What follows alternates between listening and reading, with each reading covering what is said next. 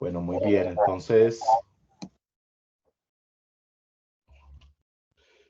bueno, entonces muy buenas tardes. Para hoy tenemos en el marco de estas sesiones quincenales del grupo de estudio redes, el abordaje en torno a el texto de Enrique Dussel, eh, Filosofías del Sur y Descolonización.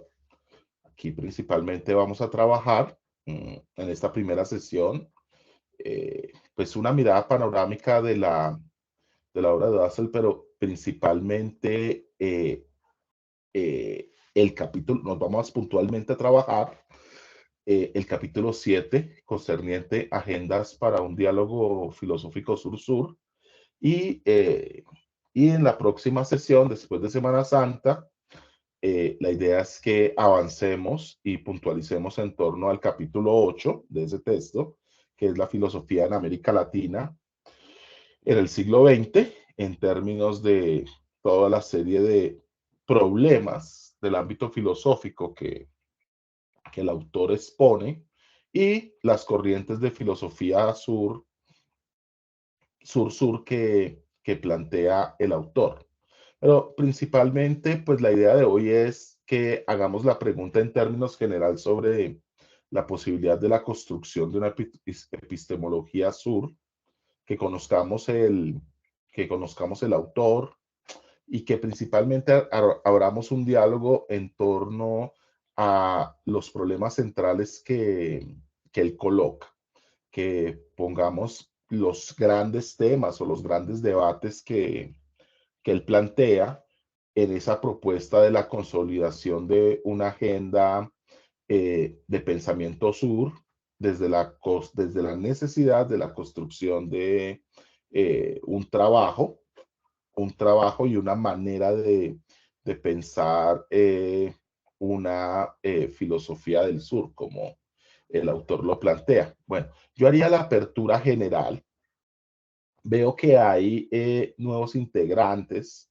La idea básica es que hacemos un modelo principalmente de conversatorio en unas sesiones cortas de hora y media quincenales, donde realmente el centro del trabajo está en un trabajo de lectura previa.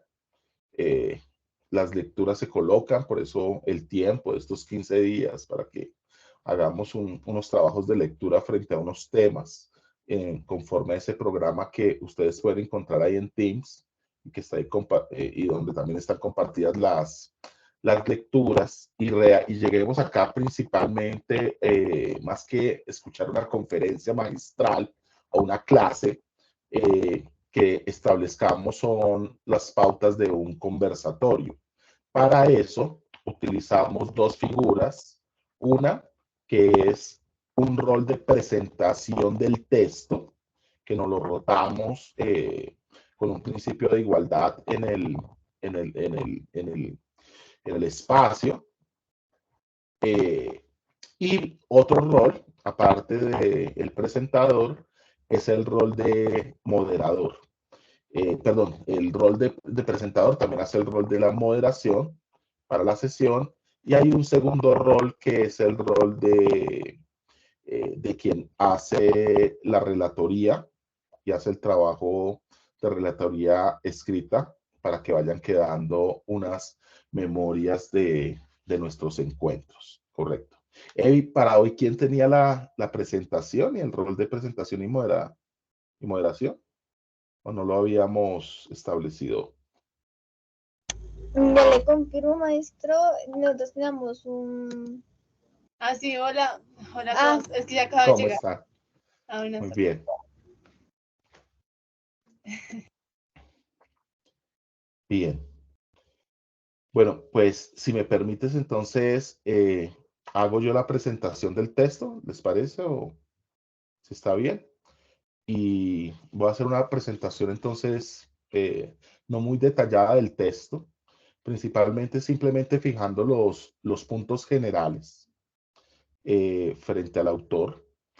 Y la idea es que a partir de esos puntos establezcamos principalmente una conversación.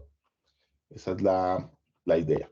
Bueno, primero que todo, pues yo creo que estamos ante uno de los grandes de filósofos latinoamericanos y más que filósofos, pensadores que hacen un gran recorrido. Si bien por tiempo nos centramos en un trabajo de lectura en torno a estos dos capítulos, pues no está de más recomendar una lectura general de todo el texto. Hay unos temas interesantísimos sobre, por ejemplo, algunos expositores de la filosofía sur, algunos pensadores, como por ejemplo este pensador eh, mexicano, pero pues de origen español, que es Sánchez, que lo menciona el autor.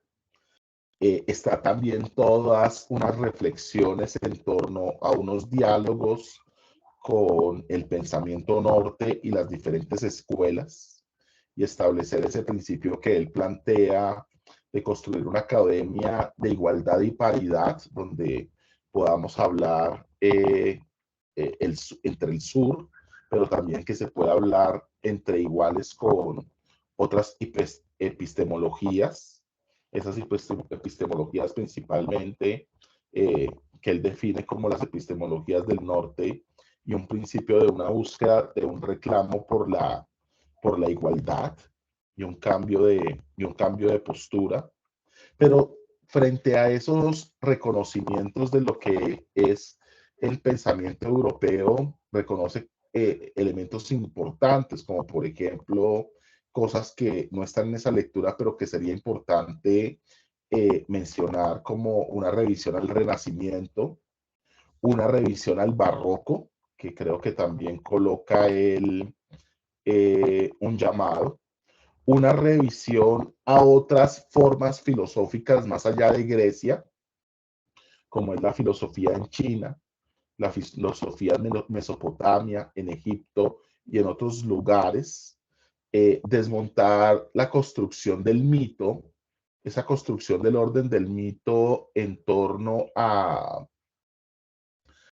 creer que la cuna o el nacimiento de la filosofía es Grecia y establecer que hay otros lugares también de desarrollo filosófico y dentro de esos lugares de desarrollo filosófico, más allá claramente de Grecia, pues estarán otros ámbitos como el mundo árabe, el mundo oriental y todo lo que ha sido la filosofía china, pero también todas las expresiones y manifestaciones filosóficas africanas y americanas, principalmente en el mundo prehispánico. Creo que ahí hay un punto central y un reclamo en términos de pensarse el orden filosófico más allá del orden del imperio de la racionalidad en términos europeos, pensársela desde esa, que ya lo habíamos trabajado con otros autores, como en el anterior texto de Boaventura de Sousa, eh, en términos de esa pretensión de universalismo, donde si bien hoy hay una pretensión, hay una universalización de ese pensamiento eurocéntrico y anglosajón en un proyecto que el autor plantea y lo proyecta en la globalización, eh, hay todavía un vestigio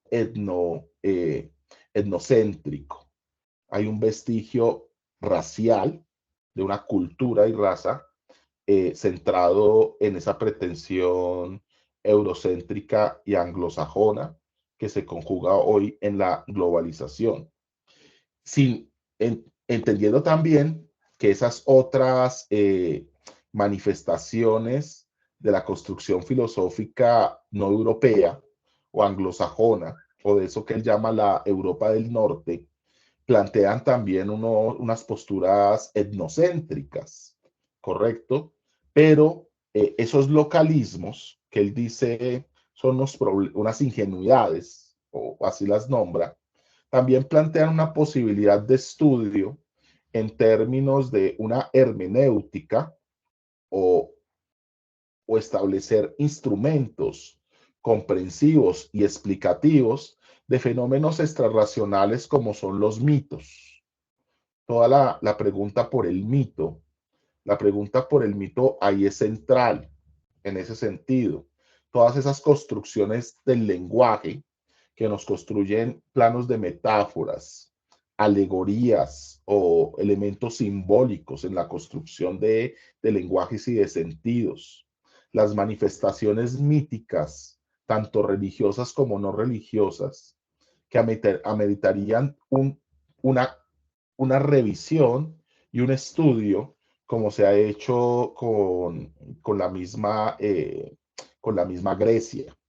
Y en ese sentido se plantea la importancia de, uno, hacer un barrido y un reconocimiento de esas manifestaciones, para nuestro caso en el mundo prehispánico, y hacer un trabajo epistemológico desde la construcción de instrumentos de análisis, que él los llama hermenéuticos, para establecer unas reflexiones filosóficas y la construcción de un método filosófico en el pensamiento sur, que no es el método positivista o el método racionalista necesariamente europeo, que es el que él va a mirar con cierto recelo o en cierta distancia. Creo que ahí hay un elemento. Pues por el otro lado, hay otro punto que es el recorrido histórico y la necesidad de tener un reconocimiento de una filosofía que viva su medio, que viva su historia, que no esté desligada de su realidad y de su contexto.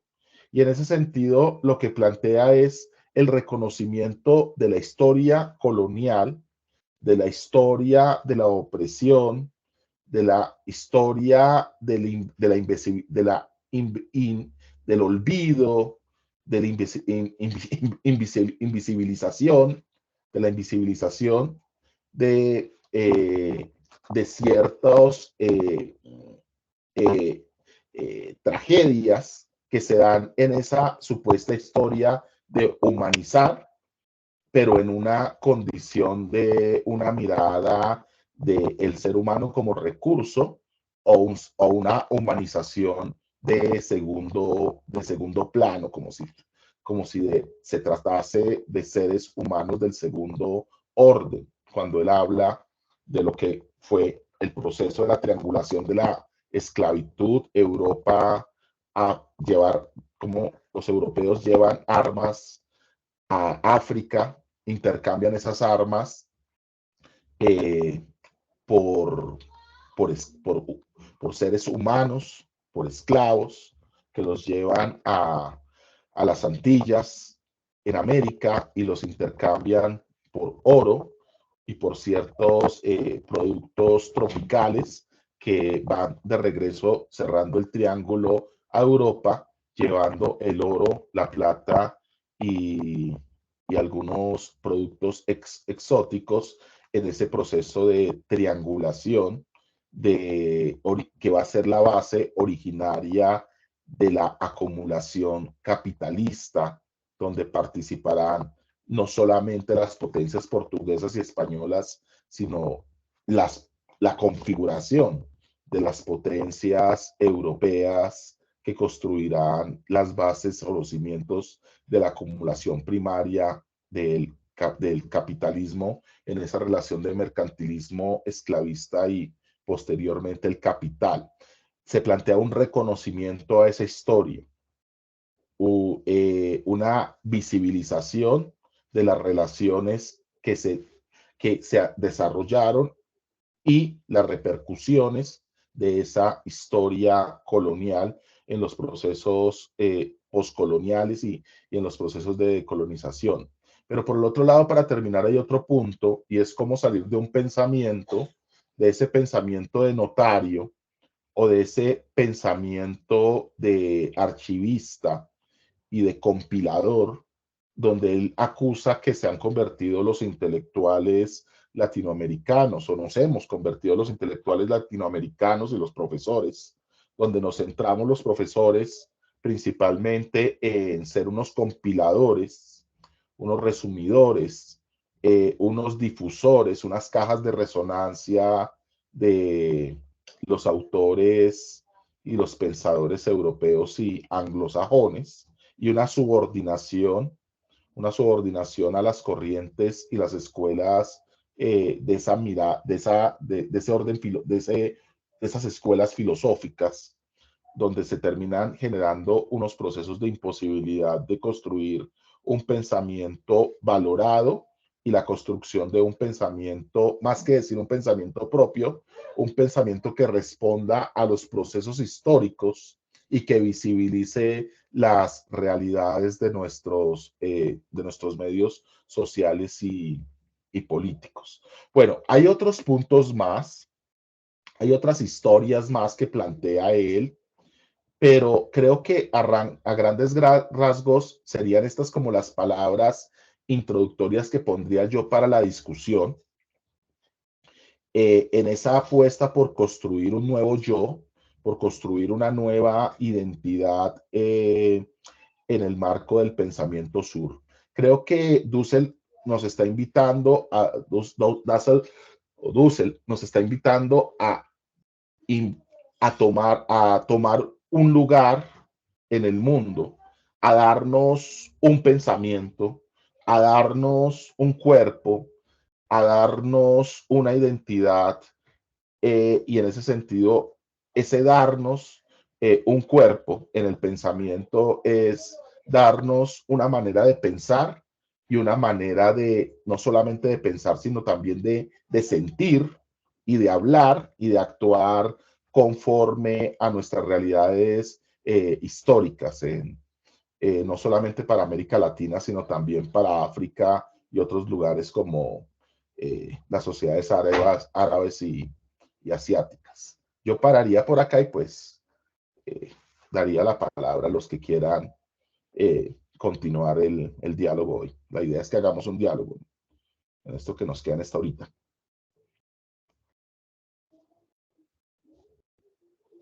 Sí, Evi, adelante. Bueno, pues algo muy interesante cuando él habla de fecundar el diálogo, el, Enrique Dussel, bueno, primero tiene como una mirada muy interesante sobre lo que es estas filosofías del sur y sobre cómo, sobre cómo se plantean unas miradas, ¿sí? Y unos mundos, por decirlo así, coloniales, pero como se crean, por decirlo así, como unos relatos, cuando empieza a hablar en una parte, si no estoy mal, de cuando dice que en ciertos lugares hay monstruos, él empieza hablando de temas como el etnocentrismo, y empieza a decir cómo se generan como este tipo de situaciones que buscan pues es invalidar unas formas de ser.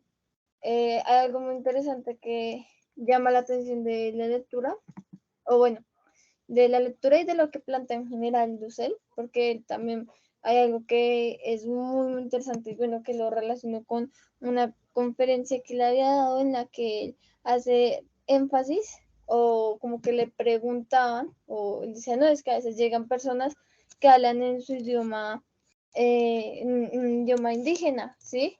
Y que las personas como que no valoraban eso, pero Dussel lo que decía es como es que son más inteligentes que yo, decías que usted es más inteligente que yo porque hablas mi idioma, pero también hablas ese lenguaje indígena, ese idioma que, que tú tienes, ¿sí? Entonces él como que siempre ha tenido, o pues en sus textos, en sus miradas, siempre como que valida este tipo de miradas que desde este tipo de aspectos que históricamente se han planteado como usted mismo lo mencionaba, como estos relatos míticos, en donde se comienza como a pensar o de pronto a cuestionar ciertas formas de ser.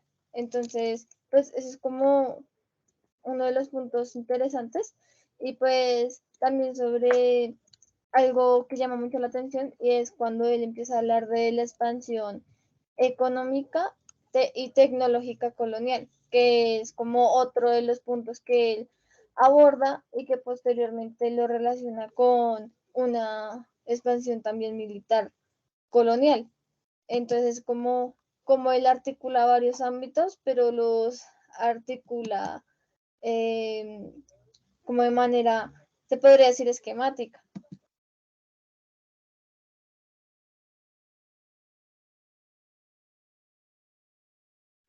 Bueno, pues ahí tenemos un punto clave. Eh, Creo que tú tocas ahí dos puntos. No sé si empezamos a desarrollar ese primer punto que es el método que él nos propone, ¿no?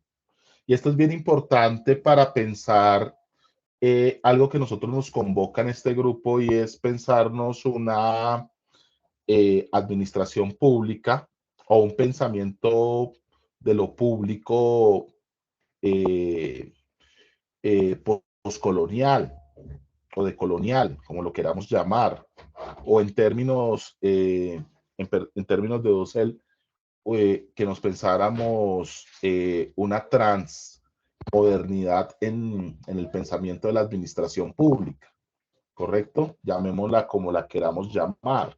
Pero en ese sentido, principalmente sería cómo reconstruir o repensar lo público desde una mirada de pensamiento sur. Y creo que esa reflexión es, si uno mira en la producción de la literatura de la administración pública, hay un vacío.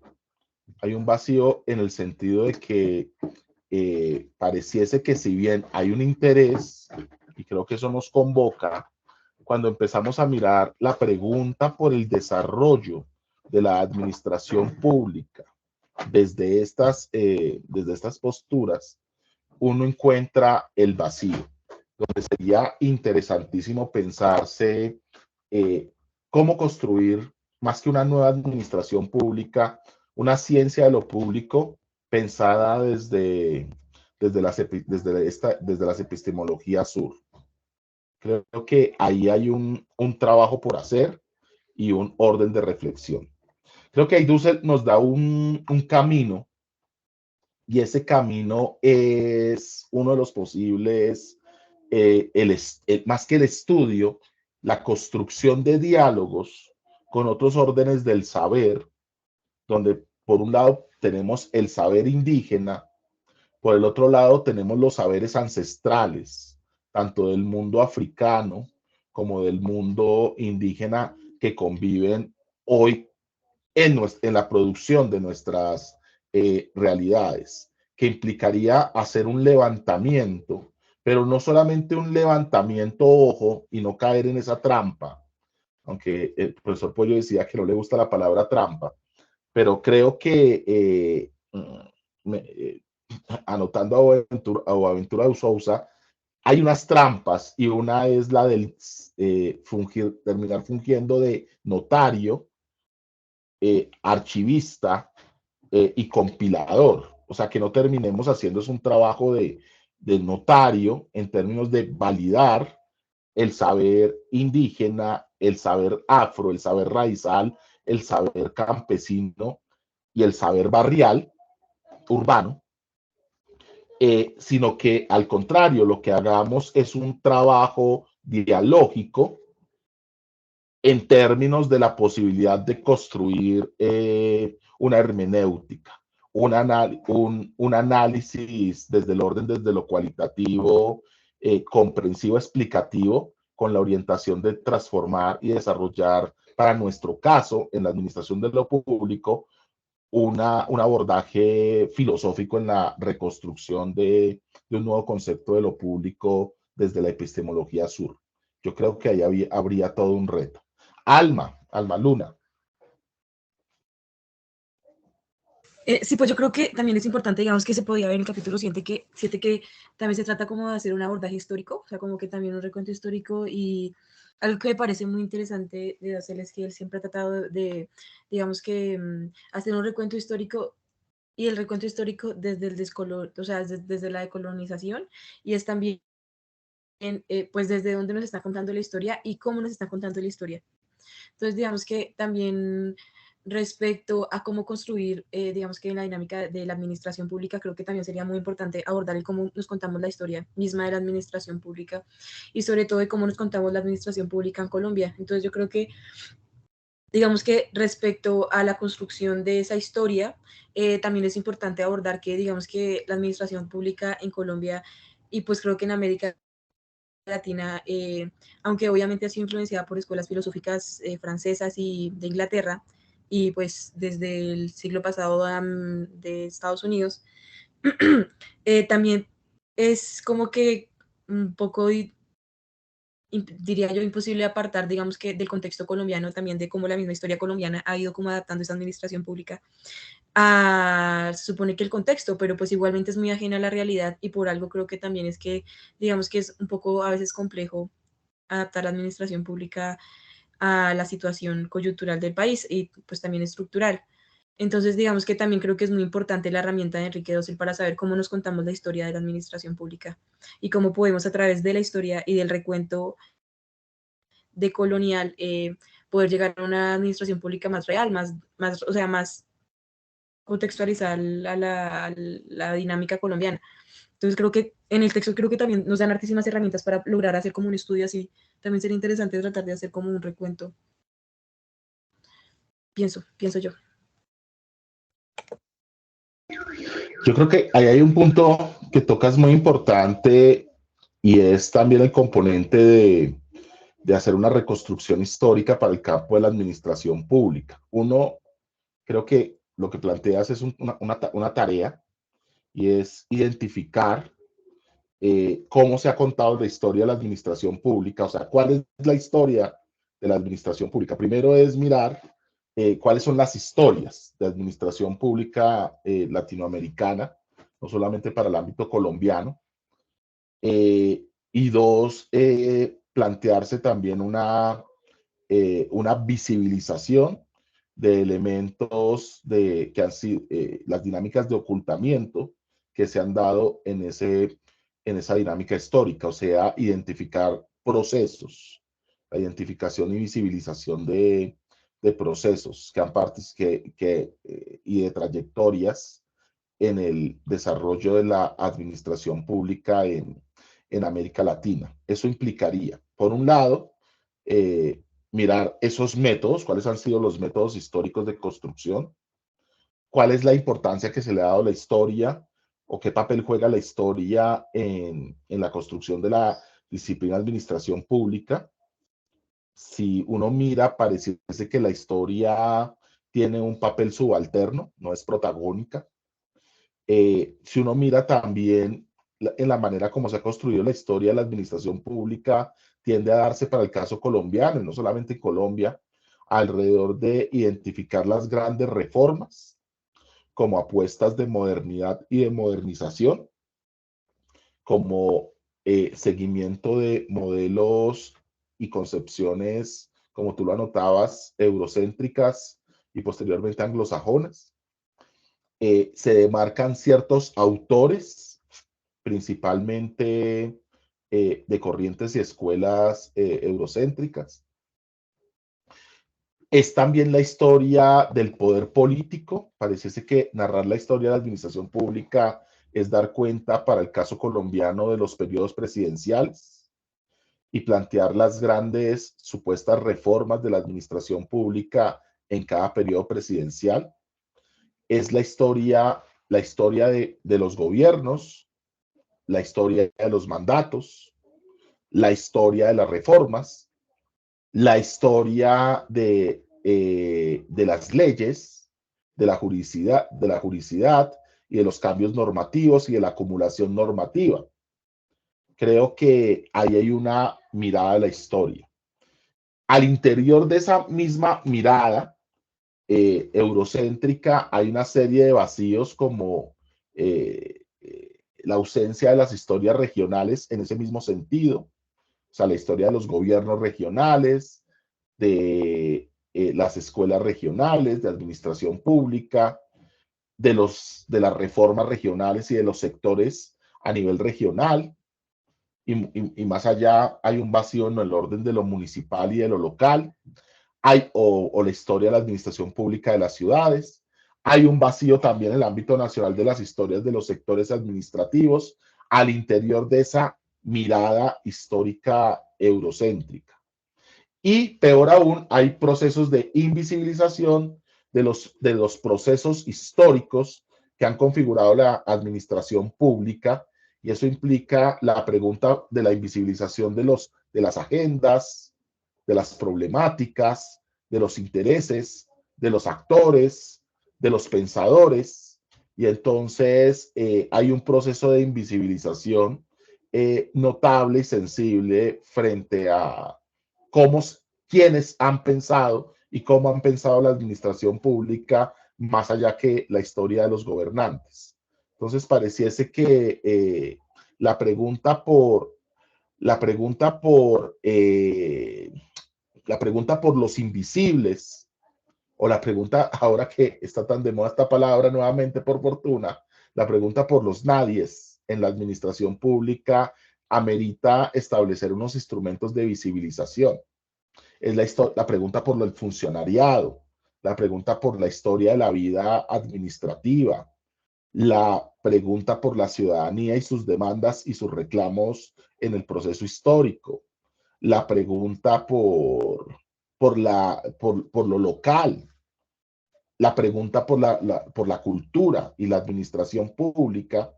Hay una serie de preguntas y todo un trabajo por hacer desde el orden histórico que pareciese que nos podría dar luces en la construcción de otra manera de pensar la administración pública y de sentir la administración pública, pero claramente también ha habido históricamente, pareciese que un dispositivo de poder que busca hacer subalterna la historia de la administración pública e invisibilizarla. Pero no sé ustedes qué consideran.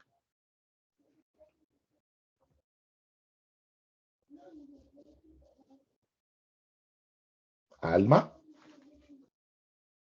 Sí, sí, pues realmente es muy curioso que muchas personas ni siquiera conocen la administración pública. O sea, ¿qué estudias administración pública? Ah, ¿y qué es eso? Entonces es también interesante, digamos, que analizar por qué no se visibiliza y se le da la importancia, digamos, que desde las instituciones públicas, a la administración pública, sabiendo que la administración pública, pues es pues el objeto de la administración pública es el de estudio, pues son las organizaciones y las instituciones, básicamente, porque realmente no hay también, digamos que yo creo que, digamos que desde la educación básica debería haber como una educación desde la administración pública, porque finalmente todos somos ciudadanos y todos somos parte del Estado. Correcto. Pero Alma, qué pena que te interrumpa. Cuando dices que el objeto de estudio de la administración pública son las organizaciones públicas y las instituciones, ¿será que la gente se sienten parte de esas organizaciones e instituciones? Porque a renglón No, seguido tú dices, pero es que el Estado somos todos. Lo resumes ahí. Pero ¿será que en ese todos nos sentimos incluidos del todo? no, por supuesto que no. Y aparte que el Estado tampoco es que le interese mucho que nos estamos parte de eso, porque pues también digamos que con las políticas neoliberales creo que le ha convenido mucho más al Estado que las personas se desentiendan más de todo lo público. O sea Entonces, que parecía que entonces también tenemos un mito de cuando decimos que el Estado somos todos y que esto es de todos. sí, pues Porque realmente eso es parece que de lo público, en el pero proceso histórico, en la realidad, estamos no, más bien en una historia del despojo, ¿no? El Estado ha sido una historia del despojo, más y que realmente de la es muy construcción de la curioso. totalidad. Y realmente es muy curioso porque, de hecho, todas las herramientas que nos dan, digamos que desde la escuela para ser funcionarios públicos, en la práctica, yo creo que no se, no se usan.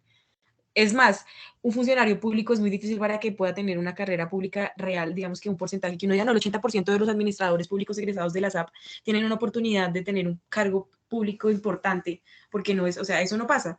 Y creo que también hace parte de la pregunta que usted hace de por qué no es, o sea, por qué no se visibiliza la administración pública en el país. Entonces creo que también aunque tenemos las herramientas y todo eso, la pregunta vendría siendo, que me la he cuestionado mucho y la verdad no la he podido pues responder bien, y es, ¿por qué la administración pública no se le da la importancia en el país? O sea, ¿qué hace falta? No por qué, sino qué hace falta para que la administración pública sea esa herramienta que debería ser. O sea, ¿qué hace falta? ¿Qué nos hace falta como administradores públicos? ¿Es culpa de la academia? ¿Es culpa de las instituciones? O, bueno, no culpa, responsabilidad, digámosle que es la responsabilidad de las instituciones de por qué no se está realmente ejerciendo una administración pública, sabiendo que tenemos todas las herramientas pues para que las cosas funcionen bien, porque si nos damos cuenta, todo está creado desde la Constitución del 91 para que funcionen bien las cosas. ¿Qué está pasando? ¿Qué hace falta? Y creo que eso tiene muchísimo que ver con que lo que se está aplicando acá no son propias, o sea, no son ideologías propias, sino que son ideologías como desde la misma independencia que han sido copiadas de otras cosas, y no nos hemos parado a pensar, venga, tenemos acá un desarrollo completamente diferente, histórico, social, político, económico, a Europa. ¿Por qué no nos empezamos a cuestionar y a crear nuevas prácticas, nuevos pensamientos que se adapten desde acá y nazcan desde acá? No tenemos que mirar, digamos, que la casa del otro, sino que pensemos desde acá cómo podemos crear cosas para que funcionen, porque están las cosas pero no funcionan, no se aplican. Y creo que es por eso. Claro, ahí el reto sería cómo pensar si una administración pública no subalterna, sino que pueda dialogar y hablar de igualdad en términos de igualdad con otras escuelas, como las escuelas europeas o la anglosajona. O sea, dialogamos, pero no compartimos. O sea, Exactamente. le reconocemos un lugar, los reconocemos como válidos para un debate, pero establecemos una posición en el mundo, donde deberíamos plantear enfoques propios, instrumentos propios, problemas propios, ¿correcto? Y dialogar y conocer también sus enfoques, sus problemas, pero reconociendo también sus diferencias y estableciendo también esos límites donde respetamos, dialogamos, pero no nos subordinamos. Pero eso implicaría una filosofía de la liberación en el proceso de construcción de la administración pública, ¿no? Cómo construir al interior de la administración pública el desarrollo de una filosofía sur Y también, o creo que una también filosofía de la liberación en términos de uso.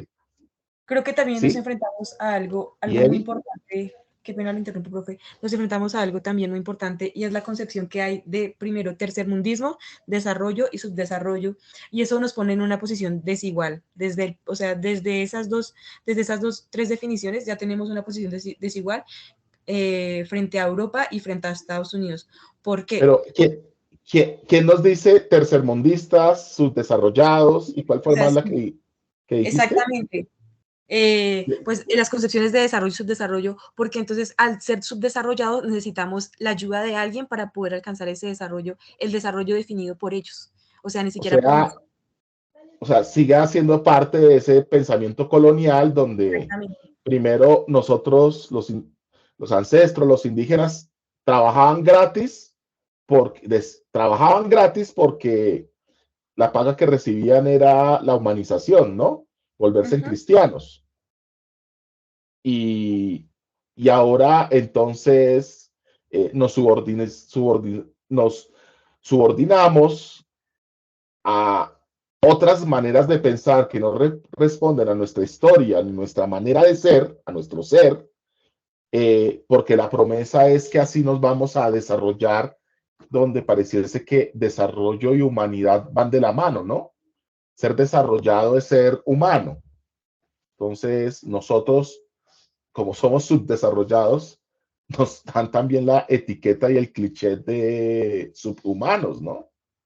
Entonces acá son el mundo de la barbarie, ¿no? Y cómo salir de la barbarie ya no es a través de la cristiandad, sino es a través del desarrollo económico, ¿no? Y los derechos humanos y la democracia. Pero ¿cuáles derechos humanos? ¿Cuál democracia?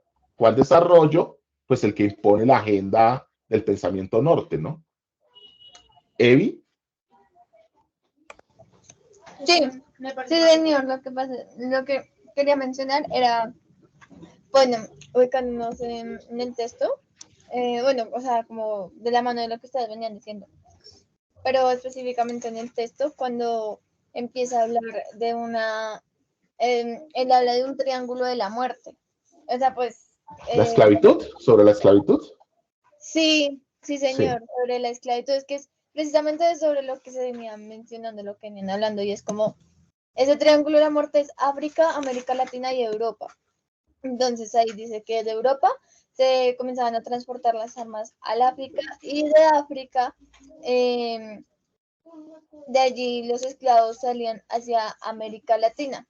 Y pues ya posteriormente iban al sur de las colonias inglesas en América. Entonces, esto que pues permitía obtener oro y plata, y también productos como el azúcar, el tabaco, el cacao y demás elementos que se acumulaban en sus bancos, pero pues todo claramente era como siguiendo esa mirada que usted menciona, y es como porque unos países, unos sectores, unas personas como que tienen ciertas funciones y otro destino porque están más desarrollados, entre comillas. Y es como esa mirada que sobre, no, y es algo que como que el neoliberalismo pues plantea, y es cuando hablan de que es que el desarrollo económico o el desarrollo en general va para un lado, pero lo tradicional, aquellas costumbres, aquellos elementos ancestrales van para otro. Entonces como que hay que acabarlo porque no nos permite avanzar, entonces no nos permiten el tracking, no nos permite sacar oro, no nos permite como todos esos elementos, y pues claramente lo que se vende es como una mirada de el desarrollo, el avance, es extraer recursos, dañar la naturaleza, hacer este tipo de daños, y lo que usted mencionaba como pensarse que lo que no va de la mano de esta mirada no está civilizado, no está desarrollado, ¿sí? Porque por eso se habla también de subdesarrollo, como de porque unas personas sí pueden como, entre comillas, porque siguen ciertos planteamientos, tienen que estar como pues en lo que se desea, y las otras no. Entonces es como aún así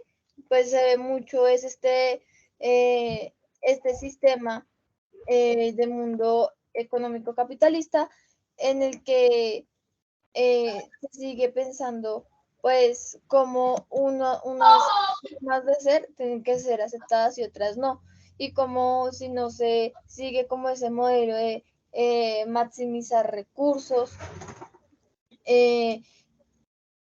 o como es que se dice, esa racionalidad en la que no se, como que no se piensa desde lo económico, desde las ganancias, desde lo que puede facturar, como que no es rentable, pero sí se deja de la mano como todas esas miradas o esa pluralidad que también existe y que se debería reconocer, y que es a lo que se le debería apuntar desde la administración pública, porque la administración pública no debería encargarse entonces de homogenizar y llegar como lo vimos en algún momento en una de nuestras sesiones de estudio, como una planadora que llegue y empieza a homogenizar todo, o cuando usted nos leyó el capítulo del Principito, que me quedó como mucho sonando el tema de esa partecita de es que nos preguntamos por cuánto vale, cuánto mide, cuánto cuesta, cuánto esto, pero no preguntamos por cuál, porque la pregunta de las cualidades quedó de lado, porque ya no nos pareciera, si entre comillas pareciera, que no nos importara, pareciera que no, pero no es, en últimas es algo contradictorio, porque si uno se pone a pensar, sí nos importa. O sea, nosotros, en últimas, en esencia, la gente sí quiere saber cómo está el otro, sí quiere, sí, lo que pasa es que se nos vende la idea de que no lo queremos asumir, pero en realidad nosotros sí queremos construir, sí queremos reconocer lo tradicional, sí queremos, entonces es muy importante, y es como a lo que deberíamos apuntar desde la administración pública. Claro, pero mira, cosas hay claves, y ahí hay un reto, y es que parece que hay un pensamiento que nos lee como objetos, como unos qués, pero no como sujetos, como unos quién. Y de hecho, en la administración pública construimos también una manera de pensar y sentir al otro en términos de un objeto, en términos de un qué. Entonces, ver a las poblaciones como objetos, como qués, ver al ciudadano como un qué, como un objeto a ser intervenido, pero no como en la dimensión desde lo que implican los atributos de un quién, de una persona en términos de la dignidad humana. Creo que ahí hay todo un reto frente a eso. Lo otro también es bien interesante ese triángulo de la muerte que traes aquí, Evi, a colación, y es esa primera parte de ese triángulo de la muerte cuando se dice eh, Europa llevaba armas a África para intercambiarla por esclavos. Entonces, siempre nos venden la historia de que eran los europeos que iban a África, capturaban, eh, a, capturaban a la gente, la esclavizaban y los subían a los barcos. Pero claramente la relación comercial no era esa. Eran barcos que llevaban, barcos europeos que llevaban armamento, que se lo entregaban a tribus con las cuales generaban relaciones de intercambio, donde le entregaban a tribus africanas armamento para movilizar un conflicto y construir y crearon un conflicto y con esas mismas armas capturaban a otras tribus que eran vencidas en sus prácticas culturales que fueron avivadas por esas dinámicas europeas de avivar los conflictos y eran tribus africanas entregando a otras tribus para ser esclavizadas por intercambio de armas, ¿correcto? Sería muy interesante también mirar en las dinámicas postcoloniales cuáles son los nuevos triángulos de la muerte. No los tengo aquí claros, pero sería bien interesante que pudiéramos identificar las nuevas triangulaciones en las dinámicas del capital y cómo en el neoliberalismo se construyen nuevos triángulos de la muerte, donde hay intercambios, donde podríamos también ver élites en América Latina que de otra manera nos entregan, ya no como mano de obra esclava, sino nos entregan de otra manera en términos de nuestra identidad, nuestros recursos naturales, esas prácticas esas prácticas de barbarie, donde se agudizan igualmente los conflictos y las violencias y establecer cuáles son esos nuevos triángulos de la muerte que se configuran en el capitalismo, creando en lo local guerras y violencias y en lo global generando dinámicas de acumulación del capital, ¿correcto? Y establecer identificar esos triángulos de la muerte en el siglo XXI creo que sería una tarea también por hacer. Y no sé, David y Maritza y Ati, que también está allá con Evi. Sí, sí, señor. Hola, profe. Hola, Maritza. Es la primera vez que ingreso. Profesor Sergio. Sergio, simplemente. Vale. Profesor, no me digan profes. Es como que me echen la madre a mí que me digan profe. Díganme en Sergio. Okay, y acá con toda confianza, Sergio. Adelante. La verdad es que la primera vez que entro y no, hasta hace poco estoy leyendo la lectura. Perfecto. No estoy como muy preparada, pero los estoy escuchando. En la próxima sesión, entonces, con la lectura ya hecha, nos vemos después de Semana Santa. Claro que porque sí. vamos a seguir en esta lectura desde el capítulo 8, ¿correcto? Y David, pero independientemente que hayan o no hayan hecho la lectura,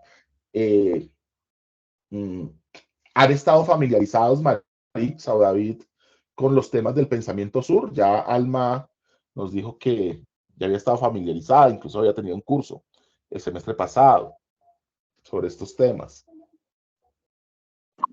Profe, pues en mi caso, buenas tardes, yo soy pues bien primíparo, porque yo soy de segundo semestre, entonces hasta el momento hemos visto Administrativo 1 y vimos más bien a Foucault, a los europeos, ¿sí? Y Sí. ahorita estamos viendo, hasta ahorita estamos viendo la nueva gestión pública y demás. Estamos leyendo Entonces, libros de usted. entonces Y leemos esas, o sea, Foucault hay que leerlo, pero también la invitación que nos hace el autor es que leamos otros autores como Adolfo Sánchez, que leamos a Estanislao Zuleta, por ejemplo, que leamos también la filosofía latinoamericana, ¿no? Que leamos eh, a los pensadores, pero ojo, pero no por el hecho de ser latinoamericanos.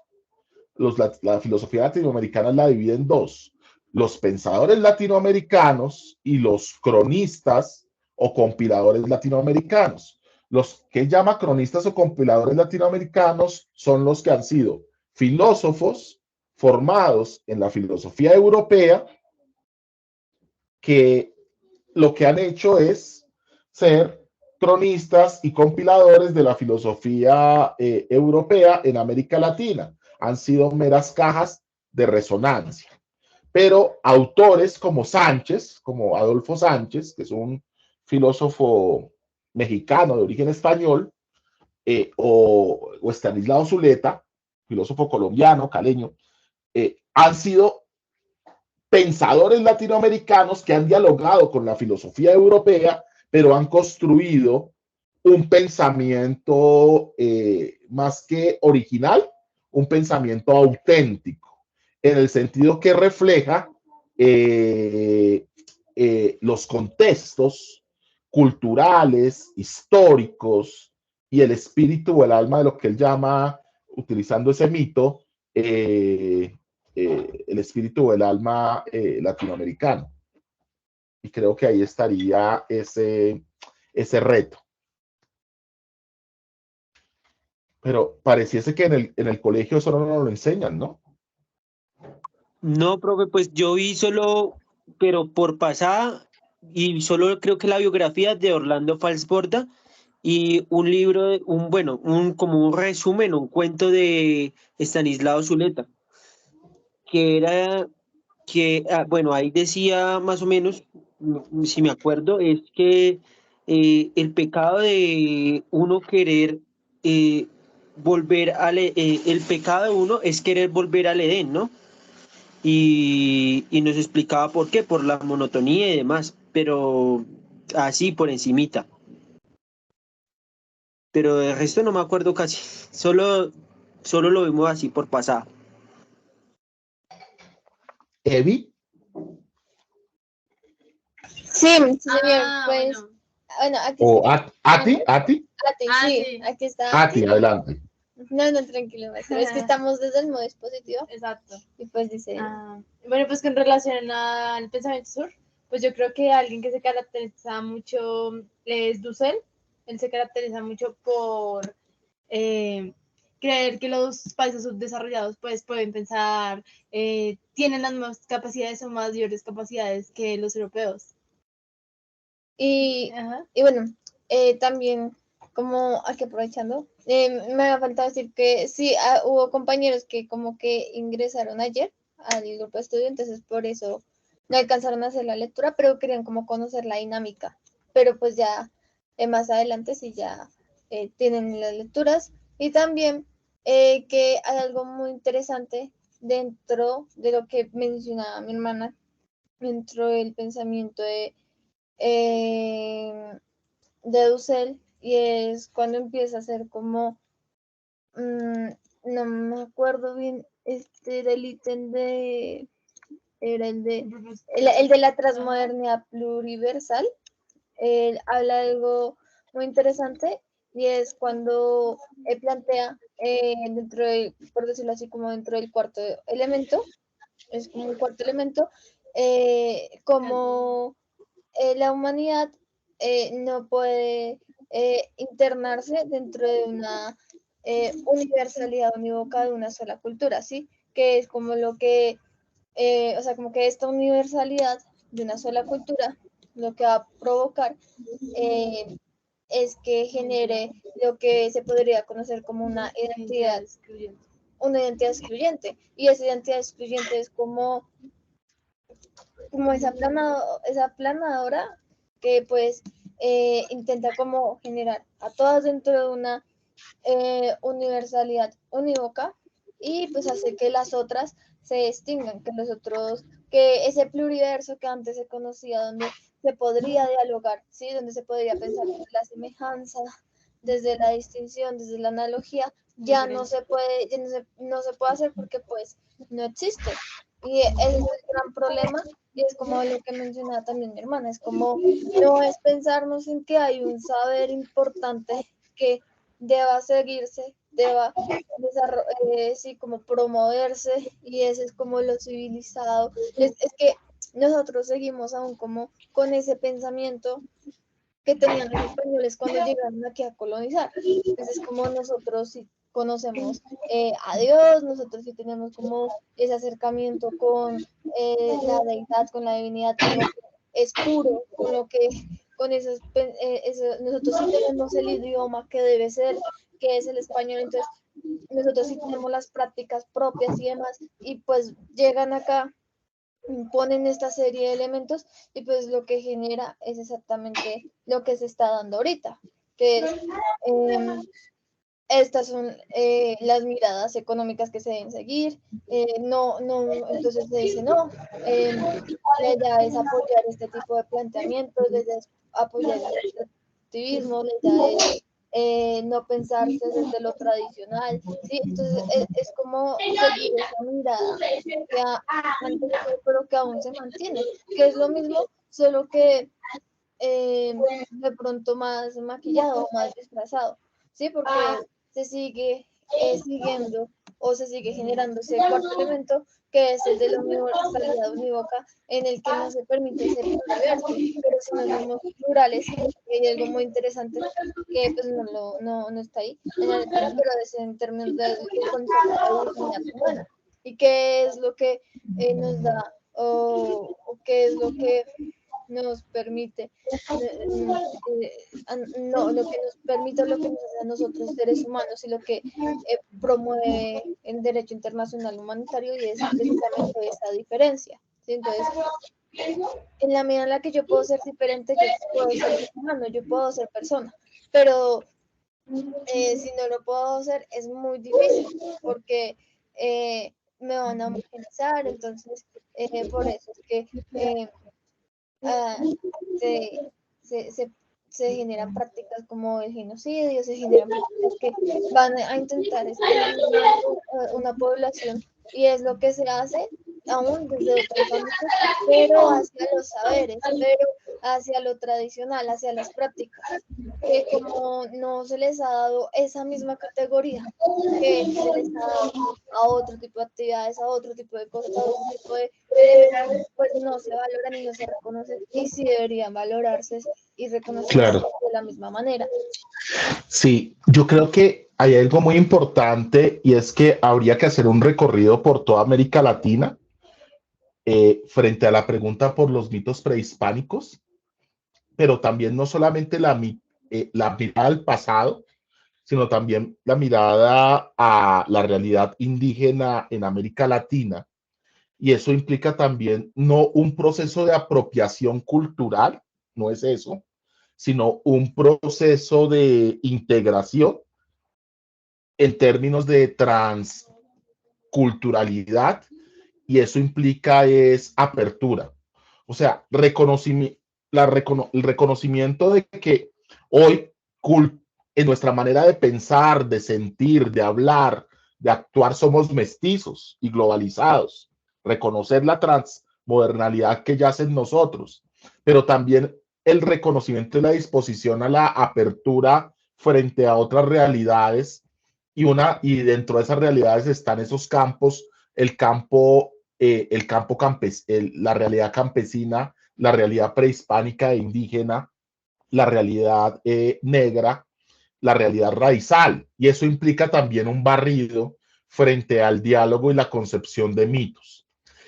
Claramente él no está planteando hacer un trabajo como lo que fue la Ilustración y traer a, a su momento histórico el pensamiento griego y fundar como y dar y poner un punto fundante de la filosofía, el pensamiento griego, pero con una lectura para otros contextos, que serían los contextos de la Ilustración, pero claramente sí implica hacer una transculturalidad, un viaje para poder establecer también la reconfiguración en nuestras maneras de pensar y de ser ciertos mitos que nos pueden cohesionar.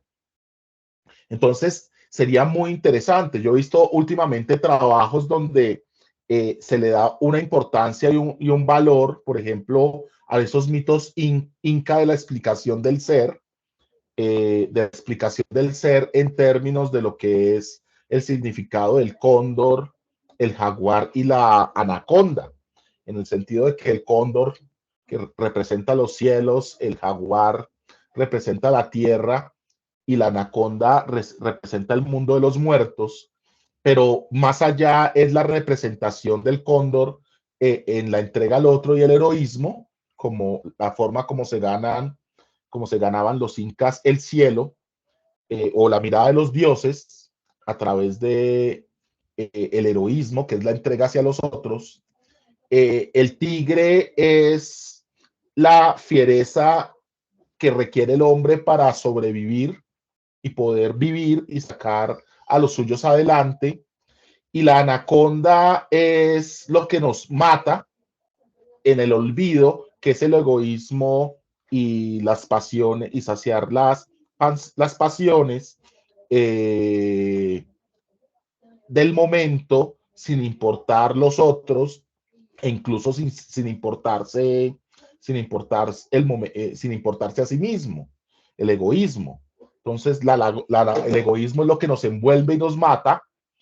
El jaguar es lo que nos permite vivir a pesar de las dificultades, y el cóndor es el que nos permite engrandecernos en la entrega hacia los otros y ser recordados, que hace también parte de otros mitos como los mitos de los pueblos mexicas. Y sería también muy importante reconocer todos esos mitos, pero eso implica también un diálogo, no solamente de traerlos al español, sino la construcción de categorías y conceptos en las propias lenguas. Y por eso, así como en la Ilustración y en el Barroco hubo una preocupación por recuperar el griego y el latín para poder reconstruir los conceptos y reconstruir el pensamiento y escapar del mundo de la Edad Media, del mundo medio, de la Edad Media, creo que nosotros tendríamos que plantear también un problema en la construcción de conceptos, de ir a la multiplicidad de lenguas, de esa multiplicidad de cientos de lenguas sobrevivientes, y también recuperar incluso lenguas prehispánicas que han entrado en la invisibilización y en el olvido, como para el caso, por ejemplo, en Colombia, las lenguas chipchas o el muscabún, pero ir también a estas lenguas vivas como las lenguas del Nasa o las lenguas de la Guajira o de la Sierra Nevada, y establecer unas recuperaciones, pero no en términos de apropiación. O sea, en el barroco, para recuperar a los griegos había que vestirse de griego y hablar en griego, pero sí había que recuperar el griego y las raíces del griego para la construcción de los conceptos de la ciencia que fueron entregados a la Ilustración. Igualmente, no hay que ponernos los ropajes ancestrales para hacer esa recuperación, pero sí un proceso de apertura y de la construcción de conceptos y de la interpretación y la explicación del mundo desde otros ámbitos conceptuales. que eso implica también resignificar nuestros lenguajes. Creo que eso es clave. Más allá de entender las fronteras impuestas de esto que llaman colombianidad. Yo creo que incluso una tarea muy fuerte desde el plano simbólico es superar la construcción mítica eurocéntrica de nuestro propio nombre de nación, de eso que llaman Colombia, y empezar a hacer una resignificación y una transformación desde el simbolismo. Hacer también todo un debate y una desestructuración de símbolos como símbolos impuestos, con esas representaciones como nuestro propio nombre, ese nombre que llaman Colombia, ese himno nacional y todos esos símbolos patrios implicarían también un proceso de resignificación cultural en el sentido de la apropiación y la vivencia del día a día, de construir nuevas trayectorias en la manera como nos pensamos y nos sentimos como sociedad. Entonces, ahí es donde están los retos. Alma. Sí, digamos que me gustaría recapitular lo que su merced dijo sobre que somos mestizos y pues obviamente digamos que es muy importante y ahorita está muy de moda, bueno, no de moda, sino digamos que se habla mucho sobre retomar lo indígena, retomar lo prehispánico, lo precolombino. Obviamente es muy importante y creo que es algo que no lo debemos como, no quiero decir nación ni patria, sino como cultura, ¿sí? Pero digamos que también hay que entender que estamos, o sea, también es muy importante el recuento histórico, como ya habíamos hablado al principio, pero digamos que también es muy importante pensar cómo nos concebimos como individuos y como sociedad en este momento. Pues obviamente somos una sociedad multicultural, es, es evidente, pero digamos que también es importante saber que lo indígena y todo eso es importante para entender cómo llegamos hasta donde estamos. Y pues creo que ha sido como la discusión de esta reunión, como eso. Y también entender que lo que usted decía, o sea, como uno no, o sea, si voy a retomar lo indígena, no es que ahorita yo me vaya a vestir como con el atuendo arhuaco, no sé. Obviamente no es desde ese punto, sino digamos que desde algo más pensarse cómo ellos lo conciben y cómo también ha estado intrínseco el cómo, aunque lo que yo decía, aunque cómo es que tenemos las mismas filosofías o tratamos de imitarlas, no son iguales, porque igualmente somos individuos muy diferentes, digamos que a los individuos que desarrollaron ese tipo de pensamientos europeos y anglosajones. Entonces es también importante como empezar a tejer y creo que la palabra es identidad, o sea, tejer una identidad desde todo lo que somos en este momento y entender que no solo somos una cosa y entender que no solo tenemos una influencia de afuera, sino que también tenemos una influencia, digamos que desde las concepciones patriarcales de las comunidades indígenas, las concepciones patriarcales de otras comunidades indígenas, de cómo también tenemos la influencia de comunidades afro desde África, de cómo también tenemos, digamos, concepciones todavía muy arraigadas a la época de la colonia, de cómo es que muchas veces prácticas políticas que ahora tenemos, bueno, que siempre hemos tenido, vienen desde la misma época de la independencia, de cómo es que también tienden a ser un poco arribistas los políticos, de cómo es que a veces también hay esa concepción de que necesitamos un salvador, y tiene que ver mucho con la administración pública. ¿Por qué? Porque digamos que el cómo se entiende la sociedad es también cómo se entiende la política dentro de la sociedad. Y cómo se entiende desde la política desde la sociedad también es como es que, aunque lo que hablábamos de que somos todos parte del Estado, muchas veces somos muy ajenos a lo que pasa allá arriba en lo político, y no solo en lo político, en lo económico y lo social. ¿Por qué? Porque digamos que siento que desde el principio de la independencia, de hecho, yo creo que la independencia fue un movimiento súper burgués, porque en realidad la independencia solo fue para, para que los que tuvieran un poco, básicamente para eso fue la independencia, porque querían que lo reconocieran políticamente y no estaban en reconocimiento igualitario con los europeos. Entonces también es importante repensar desde ahí y repensar desde ahí para qué, para entender dónde estamos en este momento. Si digamos que empezamos a pensar. Pero sí. No, sí, Alma, correcto. Pero yo creo que el punto es el plano de la construcción de la simbólica es tomarlo desde lo vivencial y lo cercano. Cuando yo digo sí, somos mestizos y toda la humanidad es mestiza. O sea, los europeos, ¿quién es puro en la humanidad? La pureza no existe. O sea, Europa es el vertimiento el mundo indio-europeo se vierte Asia y el mundo indio-europeo se vierte en Europa. Europa es un vertimiento de una multiplicidad de culturas, de eso que hoy llaman Europa. Y después Europa se vierte en esto que llaman América. ¿Correcto? La pureza no existe. Pero yo creo que sí es un tema de entendernos lo auténtico, la pregunta por la autenticidad. Y la autenticidad es sentirse como ese plano donde nos sentimos coherentes como pensamos, como sentimos, como hablamos, como actuamos. ¿Correcto? De no sentirnos seres postizos, que no encajamos en la realidad. Y entonces es cuando vemos nuestras comidas, nuestra changua, nuestro ajiaco, nuestros sancochos. Entonces comparen y contrasten una changua. ¿Sí saben qué es una changua, cierto? ¿Han comido changua?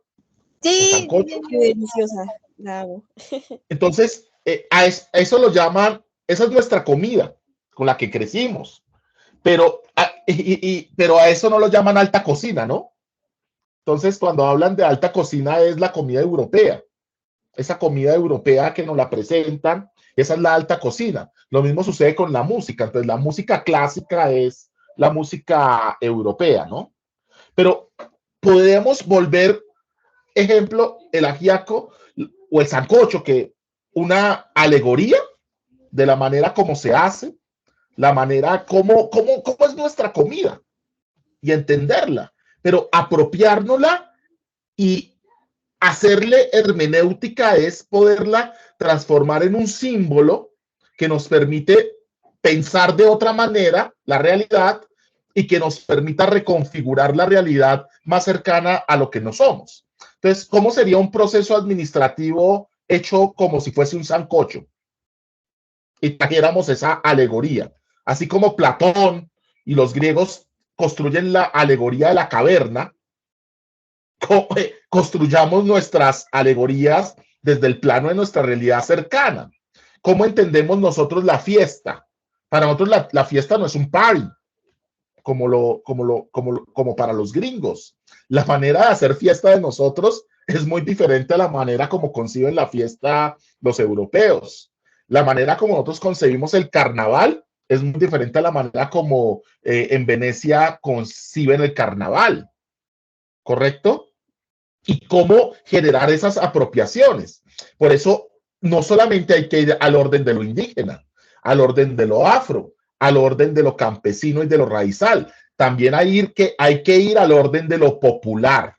Y en el orden de lo popular, empezar a construir y a identificar órdenes de saberes, que muchos de ellos hay que identificar mitos, alegorías, metáforas, lenguajes, culturas, objetos culturales y hacer hermenéutica y establecer análisis comprensivos e interpretativos que permitan criticar y transformar la realidad para establecer unos propósitos de transformación y cambio útil de avance de nuestras sociedades, pero a nuestro modo.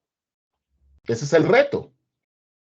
Entonces, pero no sé si cómo lo vemos, porque para otros esto lo llaman ideología, ¿no? Y utopía. Evi o Ati.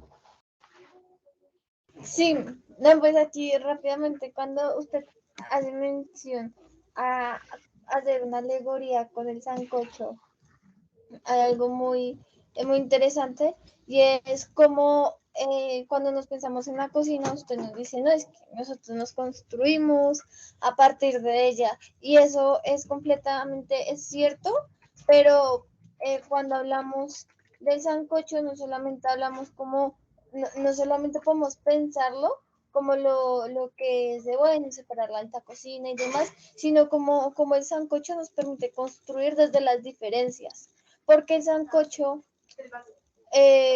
existen diferentes tipos de sancochos y el sancocho permite hacer esa es alegoría de lo que es, o se podría decir de lo que es como la realidad, como lo que nosotros vivimos. Entonces, como en lugar de, tú le vas adicionando cosas al sancocho y le da más potencia, le da más sabor, ¿sí? El sancocho no va a empezar a distinguir y no va a decir esto sí vale, este pensamiento o este sabor está por encima del otro, sino que el sancocho lo que dice es, bueno, le da más potencia, le da más sabor y, Hasta que quede sabroso, ¿no?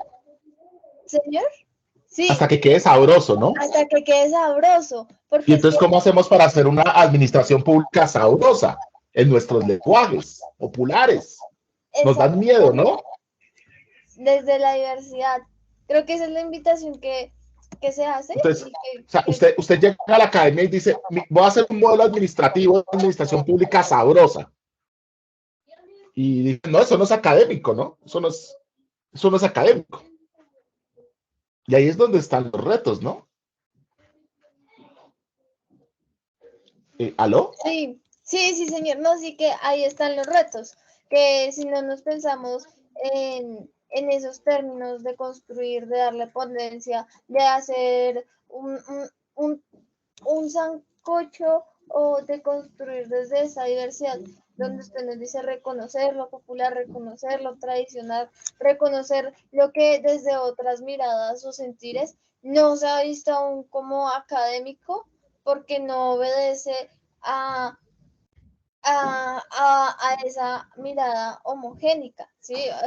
Sí. Porque desde la popular se pueden tejer, se pueden construir, y digamos que el sancocho también representa esa capacidad de convocatoria, ¿sí? El sancocho, cuando uno habla de un sancocho comunitario, uno se piensa entonces es en cómo cada quien aporta desde lo que puede y desde su contexto. Entonces, como usted decía, no, entonces está la papa pastusa, pero entonces está la papa criolla, y entonces cada quien empieza a nutrir ese sancocho, pero cuando nos pensamos, por ejemplo, en un sancocho comunitario, no es como impositivo de usted tiene que traer tal cosa, usted esto no, sino que cada quien aporta desde sus contextos, desde lo que puede, desde lo que tiene y desde lo que lo representa también. Entonces, es Entonces, como... Uh-huh. entonces, eso que llaman los indígenas minga, nosotros lo podríamos traducir en lo popular en el sancocho, que es más cercano a nosotros. En ese nosotros entendiendo ese mundo urbano y campesino de otros sectores. Pero podemos poner en dialogar la minga y el sancocho. Nos queda más fácil poner a dialogar la minga y el sancocho que ponernos a dialogar con los instrumentos de participación democrática europea. Pues nos queda más fácil plantearnos una política en términos de eso que llaman la mirada eurocéntrica, participación ciudadana, en términos de minga y sancocho. Y podría operar y funcionar mucho mejor porque nos sentimos más cómodas, más auténticos con esa manera de sentir la vida, en donde no es una participación, donde nos sentamos y alguien habla a lo europeo, como un salón de clases europeo, que es como recibimos nuestras clases, sino donde todo el mundo lleva algo y da pena llegar con las manos vacías a un proceso comunitario. Vamos cogiéndola ahí, la idea como... Sí, sí, señor. Bueno, son las 6:06 y sé que ustedes tienen clases ahorita. Paramos acá y continuamos con este mismo tema. Alma y José Francisco, eh, no sé qué, estamos cerrando, pero adelante, José Francisco. Bueno, no, era ante todo para excusarme con ustedes, pero yo fui hasta el ESAP, no me dejaron entrar mientras volvía, ingresé tarde, me perdí un poco, pero creo que con la grabación recuperaré en algún momento la discusión. Y simplemente decir dos cosas a propósito también de la lectura de Dussel. Yo estoy de acuerdo en lo fundamental sobre estos debates, pero también me parece que el mismo Dussel y toda la literatura, creo que el ensayo del documento de la literatura latinoamericana, debe rescatar una cosa. Ojo con el concepto de mestizaje. El concepto de mestizaje, que se ha interpretado de distintas formas, también tiene una variante colonial. y neocolonial, porque cuando a alguien le dicen sambo le borran su antecedente indígena y su antecedente negro, y eso también es memoria. Con lo cual ahí debemos ser cuidadosos en términos de ninguna mezcla, me parece a mí, es políticamente correcta, entre otras cosas porque se interpone un concepto absolutamente colonial que es la raza y también la casta, con lo cual lo dejo porque eso lo podemos seguir discutiendo. El ejemplo del sancocho me gusta bastante porque si se fijan el sancocho, cuando uno se lo come, todavía sigue manteniendo, no se diluyen todos los elementos, sino que se combinan, casi que conviven en algo que desde luego si es solo agua, si es solo papa, pues puede ser un caldo de papa, ¿no? El sancocho más o menos tenemos unas categorías en donde conviven una serie de elementos alimenticios que hacen de ese concepto. Por eso yo insisto en ese concepto de abigarramiento, porque el abigarramiento no es contrario al mestizaje, que sí es una mezcla que intenta proponer una existencia cualitativamente diferente desde sus antecedentes. El abigarramiento mantiene ambos. Entonces voy a cerrar con algo, simplemente lo podemos seguir discutiendo hacia adelante. Les voy a compartir algo que dice Silvia Rivera Cusicanqui, que es una de las que propone ese concepto de abigarramiento.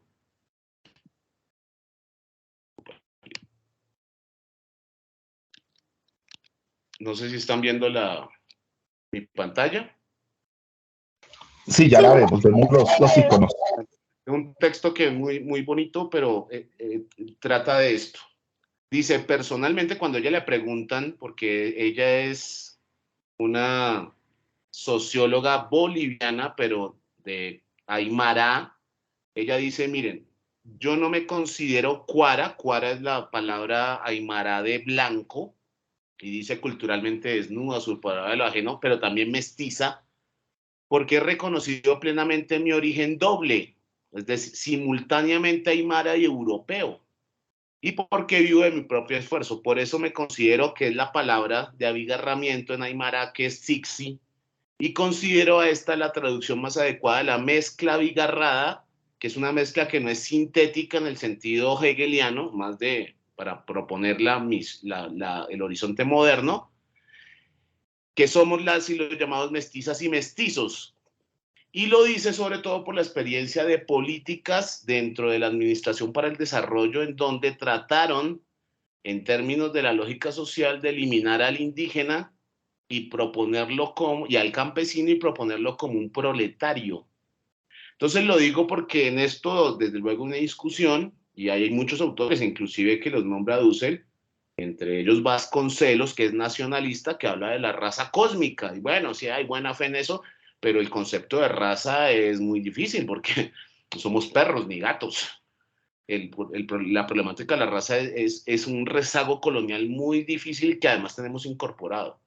Entonces lo digo porque el mestizaje, a menos que sea abigarrado, como en el vallenato, si se fijan, el vallenato es el acordeón europea, la caja africana y la guacharaya indígena, pero no hay como un encuentro de eso, y un encuentro que de alguna manera genera una armonía.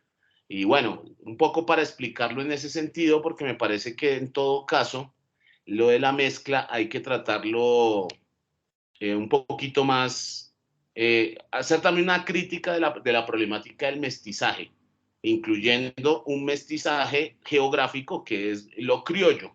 Entonces, simplemente para dejar esa idea. No, perfecto, José Francisco, muchas gracias. Creo que importante que quede que ese punto en el cierre y era la discusión que decíamos que si habláramos de mestizaje, finalmente todos los seres humanos terminaríamos siendo mestizos porque ¿dónde está la pureza? ¿Dónde está la tal raza o la diferencia racial?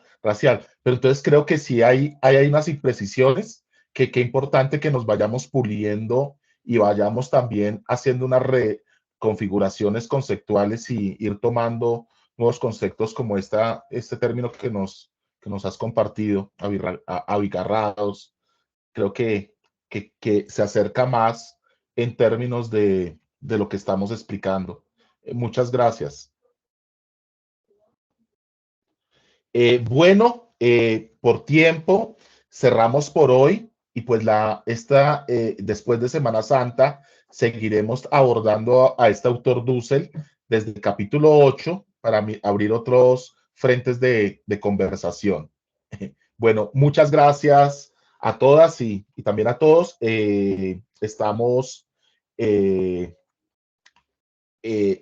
conectados, esperamos que después de Semana Santa nos veamos en presencialidad, pero también sería importante que siguiéramos conservando también la posibilidad de personas que no estén en Bogotá o por diferentes circunstancias no se puedan conectar, que me parece que bien, no sé, miremoslo, Evi, y todos y todas de aquí en adelante que podamos también tener este espacio virtual en simultáneo. Bueno, los dejo, que tengo clases. Hasta luego. Felicidades. Muchas gracias. De nuestra parte les Bueno, mandamos profe, que esté muy bien. Hasta luego. saludos de anteojos. Hasta luego.